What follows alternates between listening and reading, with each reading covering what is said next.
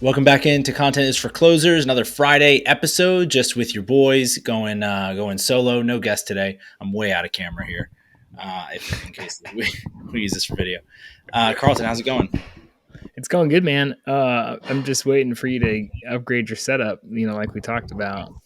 Shoot, And you I just haven't thought you forgot about that. haven't done that yet. No, I was talking to Derek this morning about I give him a hard time about not having external monitor, and I give you a hard time about webcam thing. And so, but it's okay. You Yeah, can give me a hard time about how much junk is in the background of my video. So no, nobody cares about that. Yeah, it's something I need to work on. It's something I'm going to do this quarter for sure. It's been a sprint to end third quarter. I got to say, I don't know how this is for everybody else. For our business, the first quarter is a sprint, like a dead sprint. Everybody's trying to get things yeah, going. Second quarter is sort of then reacting to the stuff that got churned up in the first quarter. So there's just random projects that we're trying to wrap up or things we're trying to get in before summer. And then third quarter is weird because the first 2 months of it, it's like pulling teeth to get clients to do things or just to get movement on anything. And then you hit maybe a couple of weeks before Labor Day, probably when people's kids are going back to school. And it's like they yeah, wake up and realize, oh no, I have to do things. We have to get things done. I can't wait yeah. for Q4. So September was just a dead sprint. October is going to be crazy. There's a lot going on every single week. But there's some Christmas in the air. We got some fall candles going. Yeah. Some of that good foods coming in now for the fall weather. So I'm enjoying it. I'm looking forward to it.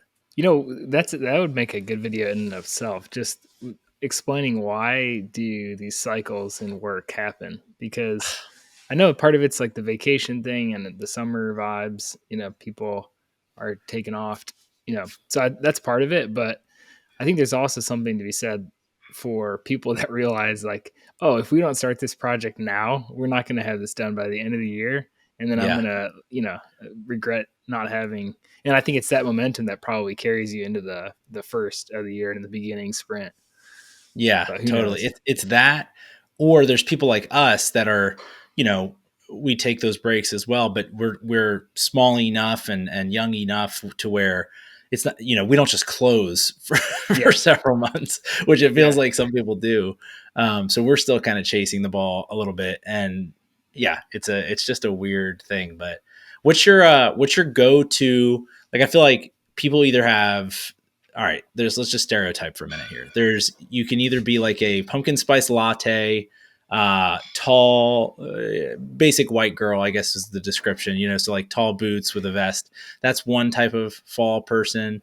Other people are more like fire, Yeah. whatever, bonfire. Some people are just looking forward to football. What's your fall highlight you look forward to? So you just basically asked me, like, are you a guy or a girl? No, I know. I'm just No, I'm just painting kidding. several different pictures. Yeah, we went for it on that. It's not sports, so yeah, it's more you're cleaning up the woods, chopping things up, and burning stuff. Uh, Georgia just lifted their burn. They have a burn ban during the summer, so you Oh, can't okay. just have like open burn, just so stuff doesn't catch on fire. Yeah. So October 1st is when you can It's have burning large season. fires again. So we've got land and it's due to get cleaned up. We've got this huge pile that's been sitting there for a year now, just drying itself out. So It's a good probably, time. yeah, this weekend we'll get a nice big bonfire going. I think you know this, but I grew up from 6th grade to 12th grade. I lived in a very heavily wooded area, and so our every Saturday just went without saying, and especially in the fall, and some in the winter. It was like get up, go outside, start picking up sticks. I mean, it's just what we do, and then we burn. So little Fletch, I'm going to be able to commiserate with him down the road Yeah, on what you that can hear feels him like. right now. He's just being very vocal about Yeah, affirming your. No, actually, he can't hear you. He can only hear him. he knows. So So I guess I'm curious for you. Is this like a sports thing that the fall represents, or what is your go to thing in the fall? Fall's my favorite time of year in general. I mean, I love summer big time, but then October is probably my favorite. Summer is my favorite season. October is my favorite month. So we're about to hit. I mean, we are in my favorite month. It's my birthday this month. The Eagles are in full season. The Phillies are wrapping up. They're actually going to be in the playoffs for the first time in over a decade. Sixers are starting. It's just crisp weather. There's nothing to not like about October. So yeah, super excited about that, and super excited about something we've sort of happened on within our business. We're talking a little bit about our business, and that is this viral recipe. So if you've been following the show for a little bit, we've been talking a lot on these Friday episodes, kind of about our own growth, our own process, the things that we're working on within our business and within our show. And one of them that we've identified over the past couple of weeks has been the need for better self promotion. You know, most of what we've done is for other people, which is obviously great. And that's our business. That's what pays the bills. But for future growth, we both need to promote ourselves, our business, and our show. And so we've been testing all kinds of different things. We are continuing to run those tests and experiments. And one of them that I wanted to dig into it a little bit is this viral recipe that you put together, that I'm really excited about. If you go to our YouTube page right now, our first intentional asset following the recipe is on there right now. It's a short. It's about Steve Jobs. But yeah, I thought we could talk a little bit about both what the recipe is intended to do, and then how you execute the recipe. But maybe if you could give some context, Carlton, as to how you came up with this. Well, so let's like step way back. If you go to kind of the initial starting point for social media and for content, a lot of people, we could go really far back with content. We'll just go back to the social media era when a lot of businesses started realizing the value of like publishing content and showing that they had a heartbeat. There was this like relational aspect to it where it was like, you follow me and what I'm doing, and you kind of get to know, what we're all about. And, so we're showing you some of the behind the scenes stuff. We're showing you some of the everyday things. And that was good, but it was more like, oh, I'm getting this idea because I chose to follow you and I'm seeing you in my feed. That I know that you're alive and that you're a real business, right? Right. And then I think it got to the point where there was enough people doing that. There was just so much noise that it was like, you've got to now bring some good content or some good information. And so more people started having, podcast interviews or different things that you repurposed. And it was like, oh, that's interesting. Like that's helpful. So a quote card was sufficient, like somebody would read it, they'd see that interesting quote. And it was good because there wasn't a ton of that online. So you could share it and you could kind of, there was a like a social value to it, right? And then I think there's so much of that now that there's another level of, now you have to not only be informational, you have to also entertain. Like there has to be this aspect of like, bringing a little bit more to the table because you have audio, you have video, you have things that are filling your entire screen at one time. So like, some of these social platforms have really chose to push, vertical video. We've said it a bunch of times, algorithmically. And so now we're kind of asking ourselves, well, how do you play into that algorithm? And really, there's several indicators that each platform is going to look at. But the reason that they've gone to social video is because it fills up your entire screen, and you have to make a decision on that current video. So it gives them a lot of data on what's happening. So we've said this with TikTok before. You don't even have to like subscribe to any channels. They're just going to show you a video. And so same thing with Reels and the Explore thing. When you click that, they're just going to show you a video. And so they're going to kind of base that off of who you follow or different things that you looked at before. But once you do that, what you tell them kind of starts to curate your feed. So if you swipe away, you're telling them, hey, I don't want to see that video. And the faster you do that, the stronger an indicator it is. So yeah, we've gotten to the point now where you don't have to take manual steps, which is actually great for user experience, to say, I want to follow this, or I mean, you can, but to your point, the platforms themselves are smart enough to just recognize what you're doing and then feed you more of that. Yeah, for better or worse. Yeah. So, we've talked a little bit about that before, but the idea is we've kind of reverse engineered it and said if we are going to try to, you know, get some views algorithmically, then what does that look like? So we kind of identified different pieces of it. So really the biggest thing is what's going to hook their attention right away. What's the thing that's really going to capture someone that just happens to see your video? So before, kind of the context was like you've got your customer, you have them in mind, and you have to think about like how can you solve their problem, and it's a little bit more of a long form play. We're kind of acknowledging that this is going to be really fast and short form. That's kind of the first aspect of it. Yeah, and I think that the last thing I would just say in terms of framing this is it just signifies the absolute nail in the coffin change of what social media once was, which you mentioned, which was I know you and we're now connecting as we would in person but online, Yeah. to now a wholesale replacement for traditional media. And I just think that's an important note for someone who's listening, because so many businesses, and a lot of the ones that we work with when we first get started, are still thinking of it as model one. You know, we have fans, we have these people who know us offline or whatever, and now we're going to invite them to like us and engage with us online. That's a very small part of it that still exists. But even if they like your thing, they may not see your thing if you're not following some of these rules that the algorithms dictate. So you framed up, I think there's two parts to this. There is the actual cycle of virality. I think that we should go through, like, essentially what that looks like from a user standpoint, and then there's a process that you can follow that we're testing and using right now in order to engage in that cycle of virality. So maybe we could start with, I think the first thing you have is hook them in the eye, which I really like as this initial step. Yeah, so I mean that first one, like I said, that's super important. And sometimes like this is the part that we're testing a lot. Like what is the thing that's going to actually do that? What is the line that you're going to deliver that's going to pique their curiosity? And I mean, we've seen this different places. We've talked about a little bit here before.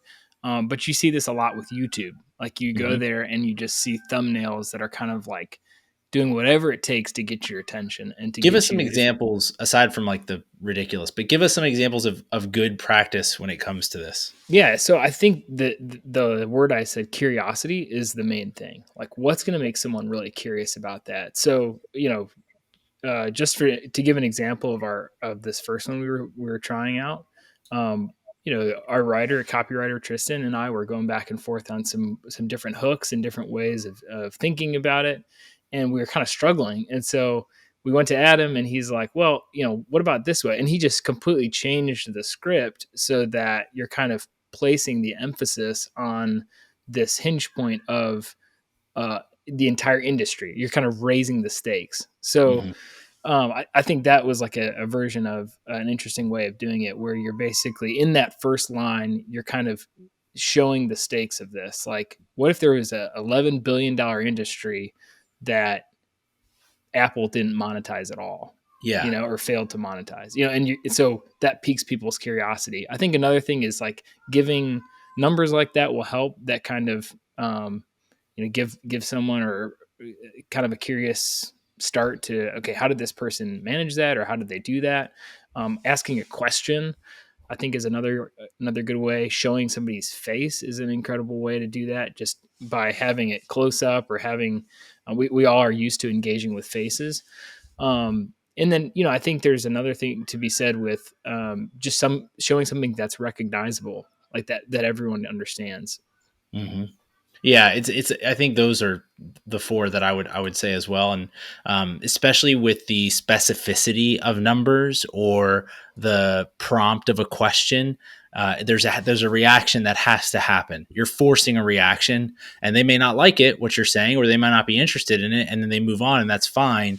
But at least you're forcing that reaction as opposed to just being, middle of the road white noise. And same thing with the face or the celebrity or recognizable, character, again, you're prompting a reaction. When you see a face that is featured in a thumbnail or in an asset like that, your eye is just drawn to it, just the way that human nature works. And so again, you may choose, I don't want to see that face, and so you don't look at it. But you're that's probably our problem. We need to get some other faces on there besides mine. But so yeah, that's kind of the initial hook. And then once you've prompted them, they're gonna watch your video. What's the next goal from there? Yeah, so really your goal is to not get them to swipe away. So say they watch for 3 seconds and you've kind of hooked their interest, then what's that thing that's going to keep them watching throughout the video? So I think everyone would say, yes, you need good content, but if you can kind of take that hook and then develop it, you're looking at creating this rhythm. And that rhythm is kind of, we've kind of looked at it a couple of different ways, but one way is using special effects or animation or something that changes in the video that kind of keeps this beat. So that might be your camera angle. It might be the way that the light is positioned or what you're showing.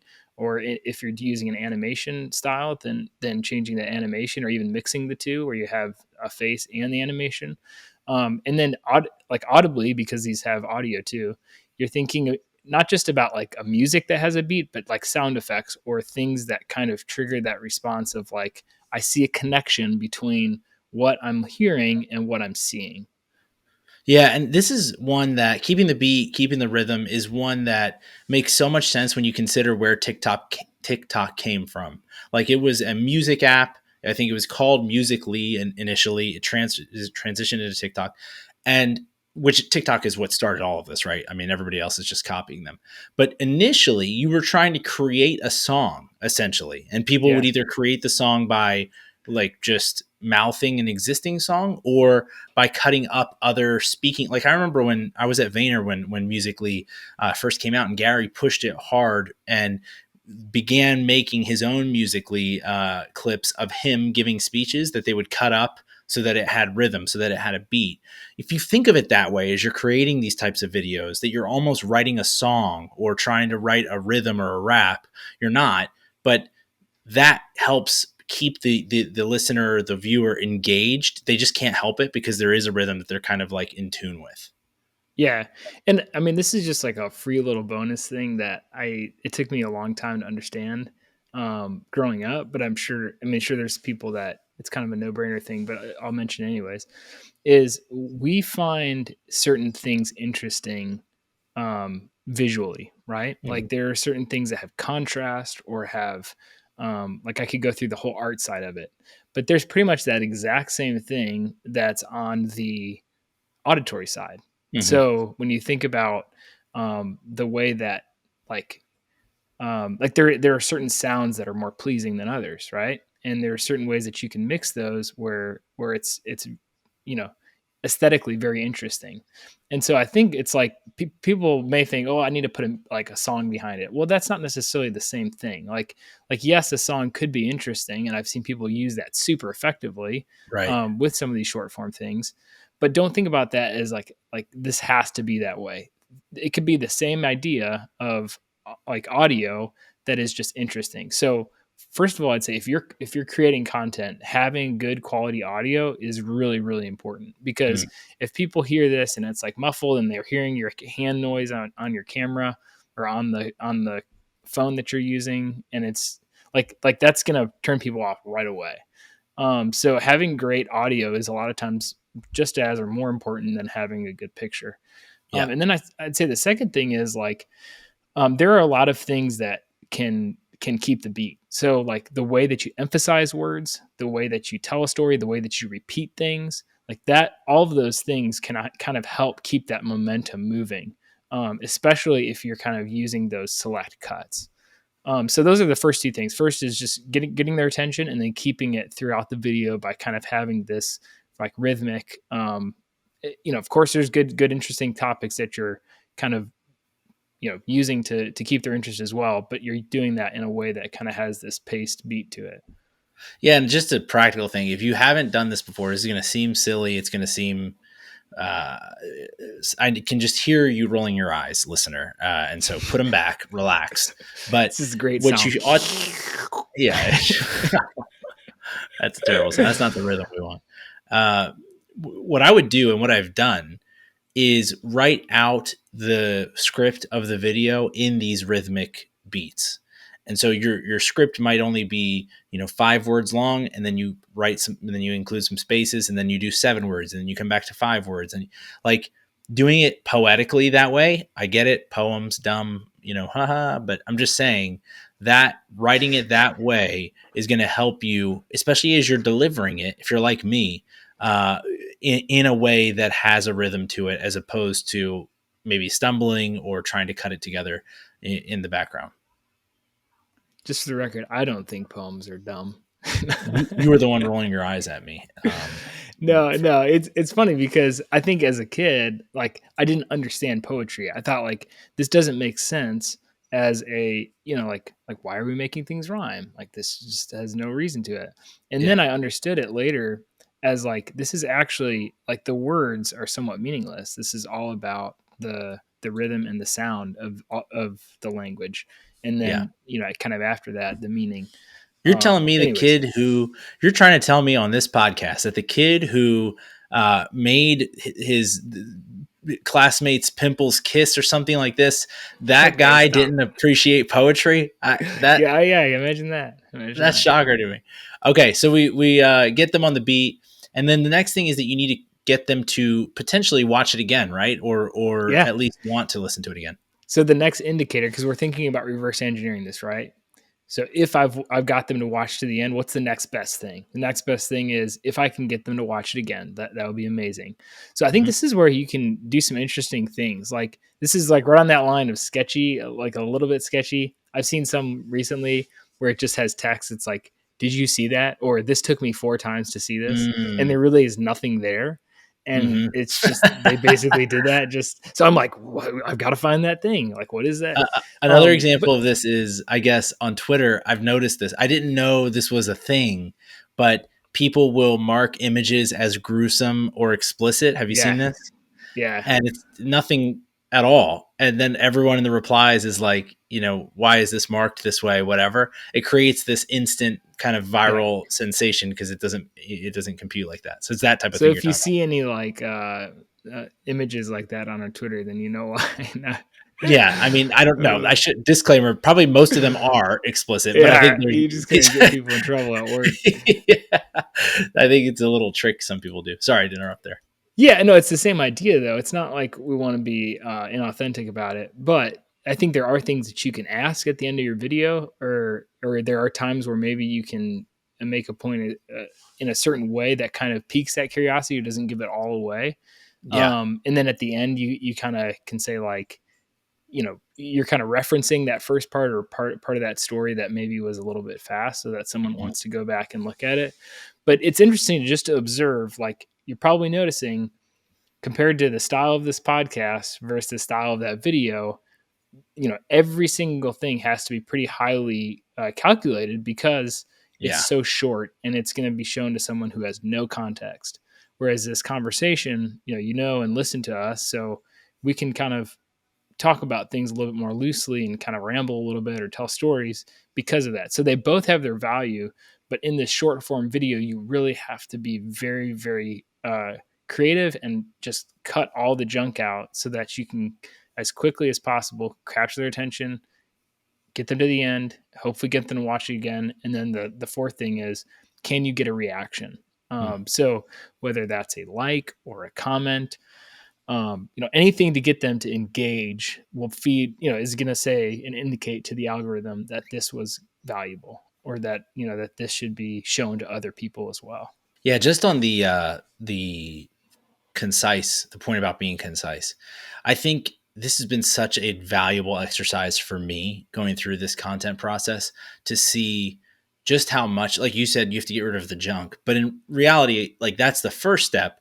And then the second step is, what's the good meat that you think is valuable that you still have to cut out because it's just it has to be so tight. And we edit for YouTube Shorts first, which is has a limit of 60 seconds. And the reason we do that is because other platforms allow longer lengths.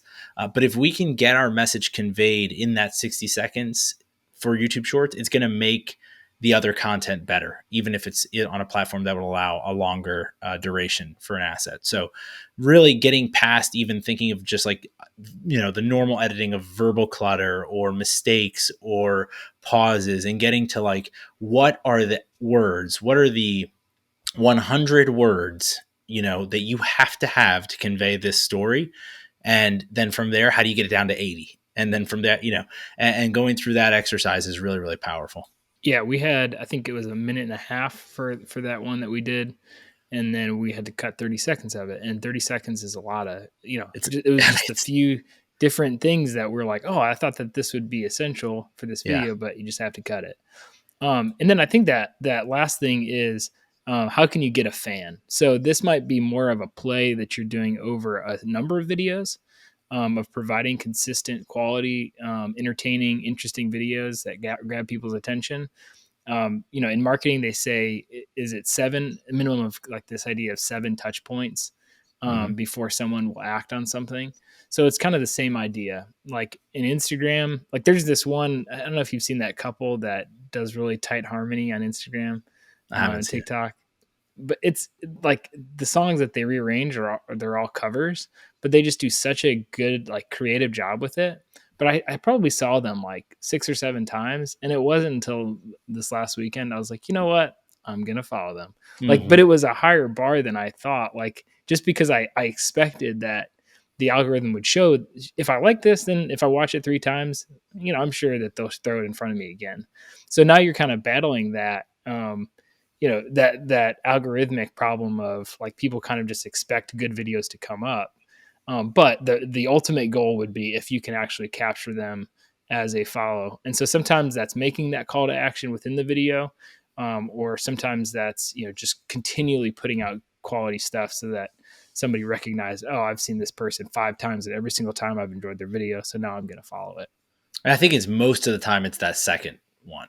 I mean, Yep. you can put a call to action, but so often, especially in these types of things, it takes consistency and it takes reputation, like you said, with the individual audience member. All right, so that's the loop. And just to recap it, it's get their attention, hook them in the eye, get them to the end of that video, so keep the beat, get a replay, get a reaction, and eventually get a fan. Those are kind of your 5 that you want to initiate or create within your audience. Now let's quickly We should call this, Adam, the go getter. go get it. Go get recipe. Go get their attention. Go get them to end. Go get a replay. Go get a reaction. Go get a fan. Let's quickly talk about how to do this. And I don't want to belabor this too much, but can you walk us through at least initially what the 5 points to actually executing this are? Yeah, we spent a little bit less time on this, but really it was like, if we're going to kind of start this scripting process, what is that going to look like? And so it looks similar to the stuff that we've said before. You're going to identify who the customer is, who the person that is going to even care about this, and then identify why they care. Yeah, because I think that's sometimes the harder question. And then the third one is researching the most interesting things about this topic. So, and this is trying new. to find that entertaining, the facts or the facets that you could use to leverage in your story or in this, in this reel.